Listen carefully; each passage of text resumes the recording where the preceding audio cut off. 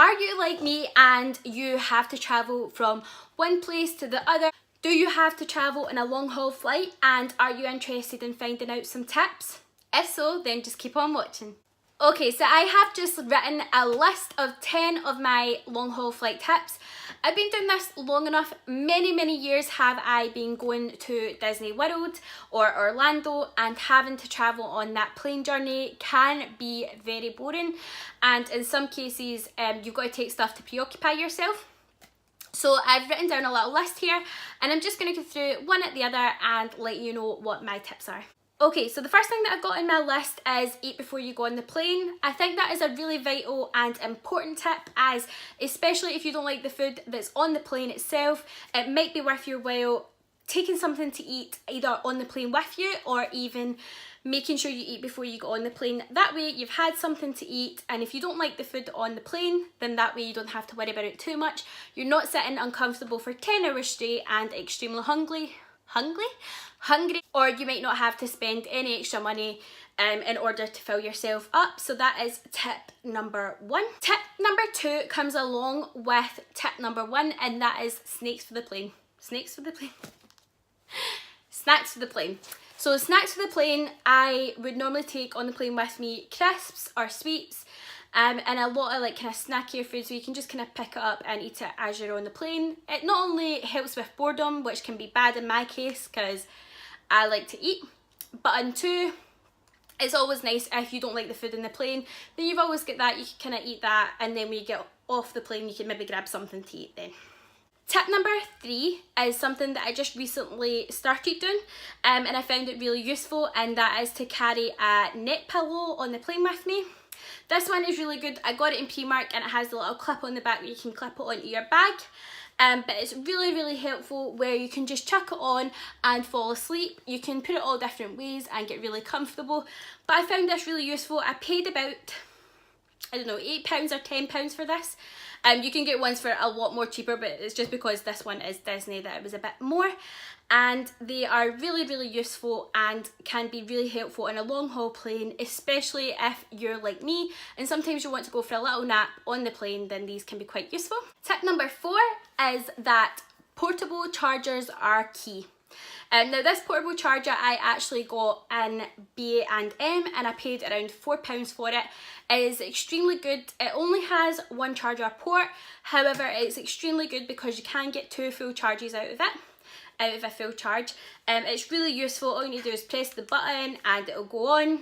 You clip your phone in there and it charges it through, and it's really good.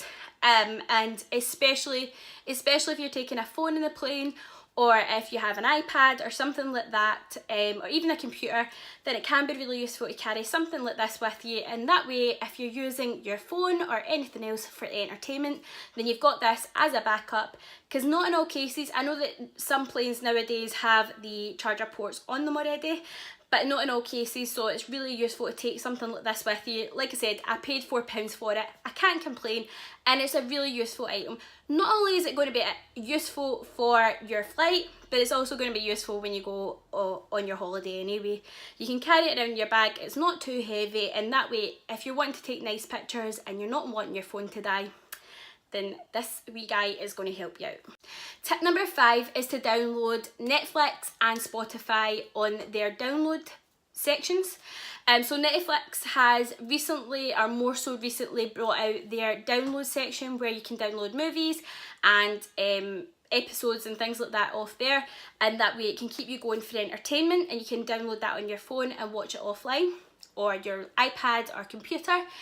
Likewise, Spotify, if you have a lot of music on there and you really enjoy listening to that, especially if you're on the plane and you're a bit bored, then another good thing is to download the music that you enjoy, and that way you can listen to it your full trip, and that gives you 2 sources of entertainment.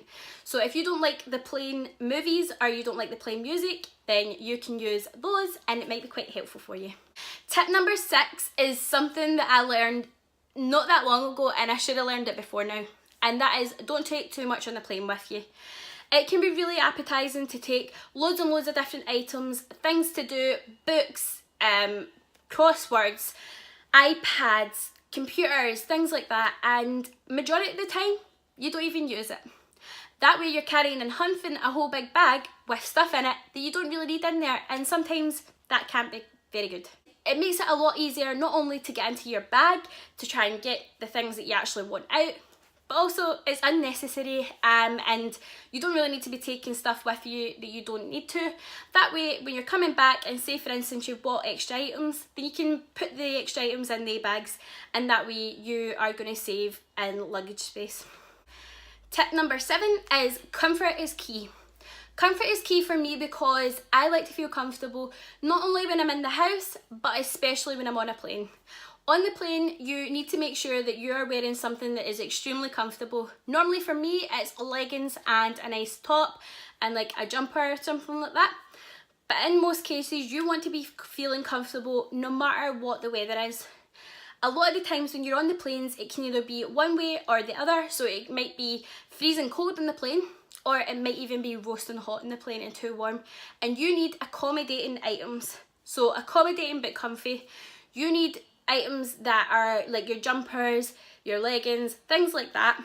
Things that are going to be useful for you and comfortable to wear, but except if it gets too warm in the plane, you can take it off. If it's too cold in the plane, you can put it back on again.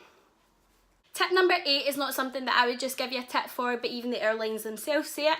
And every so often, while you're on a long haul trip, it's really worth your while going for a little walk every so often in order to make sure that you're not getting too cramped up or too uncomfortable. Because I do know that in a lot of cases it can be really uncomfortable. Sometimes you're sitting in between two different people and it can be really stuffy. Sometimes it's nice to get out, let your body stretch and go for a wee walk and then come back, and you'll feel a lot more comfortable that way. Tip number 9 is something that I've just recently learned, and that is to take an eye mask on the plane. Now I'm going to be doing this from now on, especially in a long haul flight. It might look a little bit silly, but who really cares, because a lot of the cases, if you're like me and you don't really like the brightness and things like that, a lot of people like to keep their windows open, and if you're trying to go for a wee sleep, then sometimes it's not really that great, and the light can stop you from actually getting for a sleep. So it's nice to have these eye masks. I actually have one, but I didn't bring it with me here at the moment, but it's really useful to use one of them because that just blocks out all the light. And it's really good because it means that you're not having to worry too much about the light being in your face and being unable to sleep. Tip number 10 is a tip that I would say is a good tip, however I would say that you don't need to have it. I've never really bothered too much about where I'm sitting or how comfortable I need to be. However, I do think it can be really useful if you have the time to do so, to do it. And the tip number 10 is that you should try and pre-book your seats on the flights. Now normally I wouldn't normally say this as a tip because, like I said, if you get a good seat then it's great, if not then well, it's not too bad. But in most cases it's nice to be able to pick your seats, or at least know where you're going to be sitting. That way you can have a pre-planned idea of how you're going to make yourself comfortable. There's a lot of cases where you might go on the plane and you might be sitting in the middle. That way you could pre-plan and bring something like this, and that way you could be a little bit more comfortable. Or you could pre-plan with family members and decide where you'd like to be sitting on the plane, and that way it makes it a little bit more comfortable. And that way if you're wanting to sit at the window seat, you can ask them if you can sit at the window seat, or if you would rather sit in the outside. It's also good that way as well if you want easier access to go out and about. I definitely would say, like I said, it's not a major tip for going on a long haul flight, but it can be really useful and it's worth your while having a little look into. I just recently went on a British Airways flight and they actually allowed me to pre-plan my seats. I think it was like 24 hours before, so it's quite hard going that way. I think in most cases these flight companies are wanting you to fork out your money in order to pre-book your seats. However, we just normally waited and we got it for free, and we were able to pre-plan all our seats all together, and that way you're with the people that you're most comfortable, and it also makes it a wee bit easier when you're looking for ways to be a bit more comfortable on the plane. Okay guys, so that is my long haul flight tips. If you'd like to see more like this, comment down below and let me know what your favourite tip was. Also let me know what kind of other videos you'd like to see, as well as subscribe if you'd like to see more. But until next time, have a magical day and I'll see you real soon. Bye!